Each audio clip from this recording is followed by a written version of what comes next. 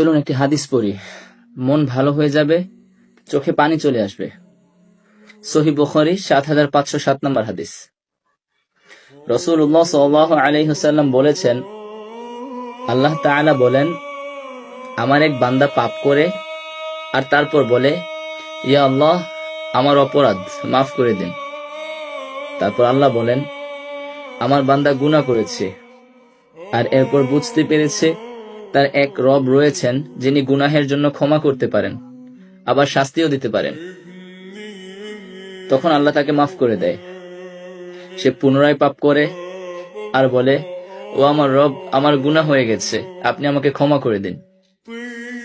এরপর আল্লাহ তাআলা বলেন, আমার বান্দা অপরাধ করেছে আর তারপর বুঝতে পেরেছে তার এক রব রয়েছেন যিনি গুনাহের জন্য ক্ষমা করতে পারেন, আবার শাস্তিও দিতে পারেন।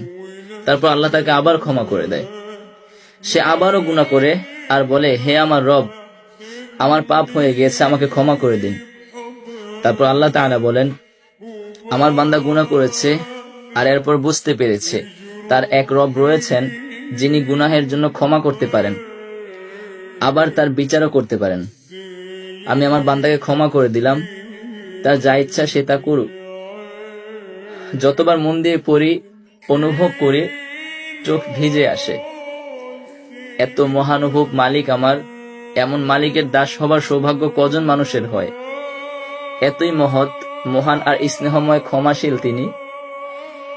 তোমার ফিরে আসার অপেক্ষায় আছেন তিনি। তবুও কি তুমি বুঝবে না, ফিরবে না? নিজের গুনাহকে নিজের এত বড় ভাবছো এখনো?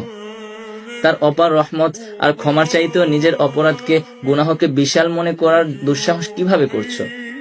এত অহংকার কেন তোমার?